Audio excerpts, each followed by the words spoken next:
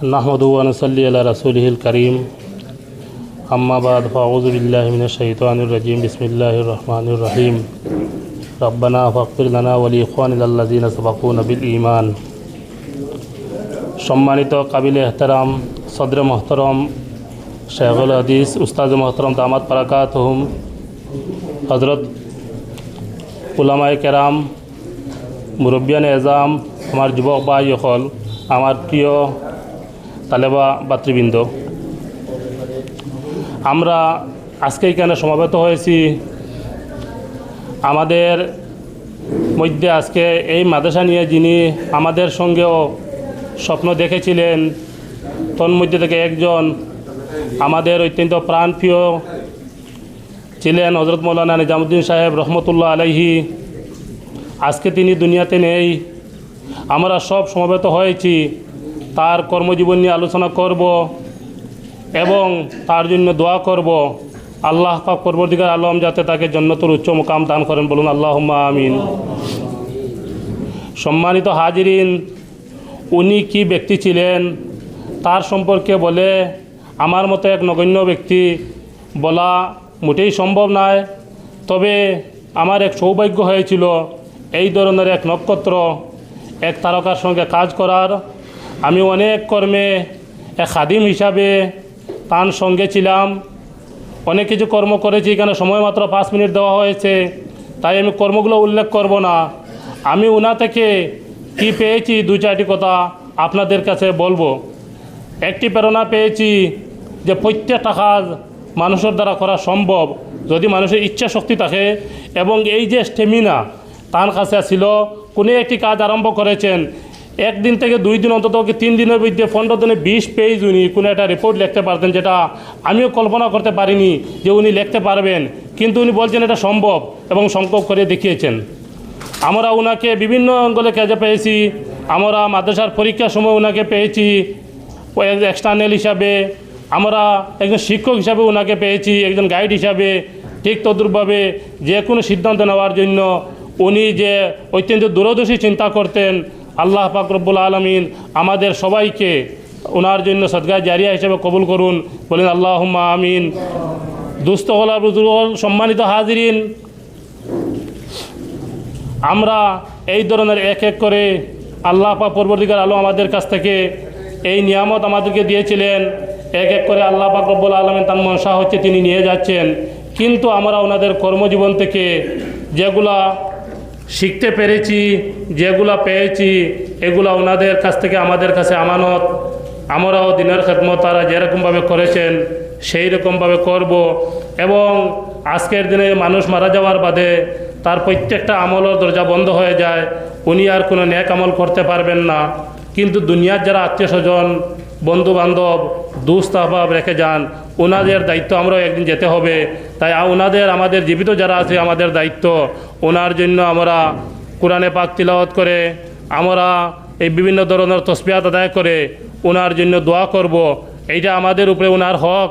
আমরা তার জন্য যদি দোয়া করি, আল্লাহ পাক পরবর্তীকার আলম, এই কবরের জিন্দেগি বলা হচ্ছে অত্যন্ত অসহায় এক জিন্দেগি, এই জিন্দেগির কোনো সাহারা নাই, একমাত্র আমরা তাদের জন্য সদকা, খয়রাত, দোয়া, এই ধরনের আল্লাহর কাছে যেগুলো মাগফিরাত কামনা করব, তার দরজা বুলন্দ হওয়ার জন্য যেগুলো দোয়া করব, আল্লাহ পাক তার ওইগুলো কবুল করবেন এবং ওনাকে উচ্চ মর্যাদা, উচ্চ মকাম দান করবেন।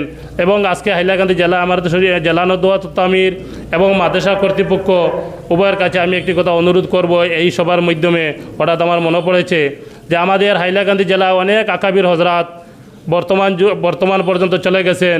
যদি আমরা ওনাদের সারার সংক্ষেপে কিছু জীবনী একত্রিত করে যদি আমরা একটা বুক হিসাবে যদি আমাদের কাছে রাখতে পারি, আমাদের হযরত আমির সানি রহমতুল্লাহ আলাইহি থেকে আরম্ভ করে আজকের দিন পর্যন্ত যতজন বুজুর্গ, আজকে যে একটা প্রোগ্রাম আমরা করছি, এই প্রোগ্রাম হয়তো কিছু সময় পরে আমরা ভুলে যাব, কিন্তু একটা রেকর্ড হিসাবে যদি একটা বুকলেট হিসাবে যদি আমরা বানিয়ে রাখতে পারি, তাহলে আশা করি আমি আমাদের ভবিষ্যৎ প্রজন্ম এবং বর্তমান ছাত্র যারা আছে ওনারা এখান থেকে অনেক পদের দিক নির্দেশনা পাবে এবং নিজের জীবনকেও সঠিক এবং সুন্দর করার জন্য একটি রাস্তা হবে। এরকমভাবে অনেক কর্ম অনেকে হাতে নিয়েছেন। আমরা হাইলাকান্দি জেলা আনাদার পক্ষে আমিও তাদের সঙ্গে সহযোগী থাকবো। আমরা সকলে মিলে এই ধরনের যদি একটা কর্ম আমরা চিরস্থায়ী করতে পারি তাহলে আমি মনে করি এটা ভালো হবে। এবং আমি এই কথা একটি কোরআন মধ্যে আয়াত একটি তেলাওয়াত করছি, যেখানে আল্লাহ পাক পরবর্তীতে আমাদেরকে দোয়া বলেছেন যে তোমরা এক মুমিন আর এক মুমিনের বা ইন্নামাল মুসলিমুনা ইখওয়াতুন, এবং তুমি তাই সবে প্রত্যেক মুমিন মুসলমানের লাগে দোয়া করো, আল্লাহ পাক এই দোয়াগুলো কবুল করেন। তাই এখানে কোরআন মজিদ খতম হয়েছে, আরও খতম হবে, আমরা সবাই তার জন্য দোয়া করব। এই বলে আমি আমার বক্তব্য এখানে সমাপ্ত করলাম। আল্লাহ পাকের কাছে দোয়া করছি, আয় আল্লাহ, তার কাছ থেকে আমরা যেগুলো নিয়ামত পেয়েছি, আপনি তাকে যেগুলো দান করেছিলেন, আয় আল্লাহ, তাই উনি যেগুলো কর্ম আমাদের সামনে করে গেছেন সবগুলো তার লাগে সদকায়ে জারিয়া বানিয়ে দিন। এবং উনি আমাদের একজন আদর্শ, একজন শিক্ষক, একজন গাইড, একজন গুরু হিসেবে যেরকমভাবে ছিলেন। আমরা এখন আরেকটি কথা নবী করিম সাল্লাল্লাহু আলাইহি ওয়াসাল্লাম হাদিস শরীফের মধ্যে বলেছেন, তোমাদের মধ্যে যারা দুনিয়াতে নেই তোমরা তাদেরকে অনুসরণ করো, যারা হক ছিলেন তাদেরকে অনুসরণ করো, তোমরা পথভ্রষ্ট হবে না। কারণ ওনাদের বর্তমানে আর কোনো পথভ্রষ্ট হওয়ার কোনো সম্ভাবনা নাই, ওনারা তো আল্লাহর কাছে চলে গেছেন। তাই ওনাদের কর্মজীবন নিয়ে যদি আমরা আলোচনা করি, ওনাদের বাতানো পথগুলো যদি আমরা অনুসরণ করি, তাহলে আমরাও বিভ্রান্ত হওয়ার কোনো সম্ভাবনা নাই, আমরা সঠিক পথে থাকতে পারবো। এই কথা বলে তার পরিবারের প্রত্যেককে সবরে জামিল আল্লাহ আতা ফরমান, এবং আমাদের সকলকেও সবরে জামিল আতা ফরমান, এই কামনা করে আমি আমার কথা কানে সমাপ্ত করলাম। ওয়া আখিরু দাওয়ানা আলহামদুলিল্লাহি রাব্বিল আলামিন। সম্মানিত আজকের সবার সভাপতি মহোদয়, উপস্থিত অতিথিবৃন্দ, উপস্থিত আসাতিদায়ে কেরাম, প্রিয় ছাত্রবৃন্দ, আজকে আমরা অনেকক্ষণ থেকে আলোচনা শুনছি এবং আমাদের প্রয়াত মাওলানা নিজামুদ্দিন চৌধুরী সাহেব সম্পর্কে যথেষ্ট তথ্য আমরা ইতিমধ্যে পেয়েছি এবং আরও বক্তারা রয়েছেন, ওনারা আলোচনা করবেন। আমি দু একটি কথা বলে বিদায় নেব। মানুষ প্রত্যেকেই কোনো না কোনো গুণ থাকে, বিভিন্ন গুণে মানুষ গুণান্বিত থাকেন, কিন্তু আমাদের প্রয়াত মাওলানা নিজামুদ্দিন চৌধুরী রহমতুল্লাহ আলাইহি ছিলেন বহু গুণে গুণান্বিত। বিভিন্ন ধরনের গুণ ওনার মধ্যে একত্রিত ছিল। অনেকটা আমরা প্রকাশ পেয়েছি আর অনেকটা আমরা পাইনি। উনি খুব বড় সুবক্তা ছিলেন না, তিনি কথা দিয়ে যা কিছু বলার তার চেয়ে তিনি কলম দিয়ে বহুত বেশি কিছু প্রকাশ করতে পারতেন। সুবক্তা না থাকার কারণে আমরা ওনাকে জীবদ্দশায় ততটুকু মূল্যায়ন করতে পারিনি। ওনার কাছে যে কতটুকু যোগ্যতা ছিল, কতটুকু পাণ্ডিত্য ছিল, তা আমরা অনুধাবন করতে পারিনি।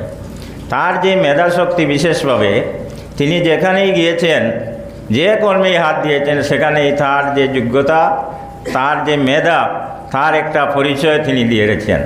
ছাত্র জীবনেই হোক, শিক্ষক জীবনেই হোক, সামাজিক জীবনেই হোক, সর্বত্রই যেখানে গিয়েছেন সেখানেই তিনি তার যে যোগ্যতা এবং মেধা, তার একটা পরিচয় তিনি দিয়েছেন। তার যে গুণাবলী ছিল, ইতিমধ্যে আমাদের রুহুল ইসলাম নদভী সাহেবও বলেছেন যে কোনো বিষয় সম্বন্ধে বললে তিনি খুব সহজেই লিখে দিতে পারতেন। তার যেমন আরবি ভাষায় দক্ষতা ছিল, আরবি, উর্দু, ইংরাজি, বাংলা এবং ফার্সি, বিশেষ করে এই 5টি ভাষায় তিনি অত্যন্ত দক্ষতা রাখতেন, বলতে পারতেন, লিখতে পারতেন, পড়তে পারতেন। এই ভাষাগুলো সম্বন্ধে তার যথেষ্ট জ্ঞান ছিল।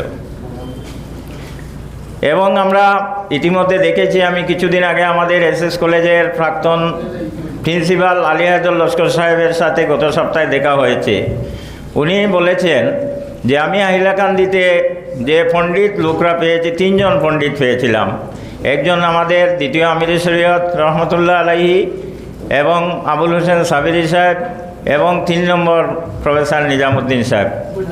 এত পাণ্ডিত্য ছিল যে তিনি বলেন যখনই কোনো বিষয়ে তাকে প্রশ্ন করা হতো বা জানবার ইচ্ছা করতেন, তিনি অত্যন্ত তথ্যপূর্ণ এবং সন্তোষজনক উত্তর তিনি দিতে পারতেন। আমরাও বিভিন্ন সময় দেখেছি, এই যে আসামের বিভিন্ন সমষ্টি আছে, আসামের এই ডিলিমিটেশনের আগে 126টি সমষ্টি আছে।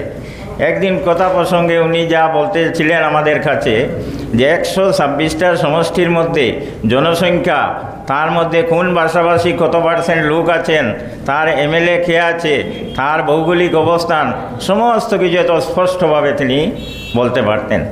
শুধু তাই নয়, অনেক বিষয়েই তিনি অত্যন্ত গভীর সম্পর্ক রাখতেন।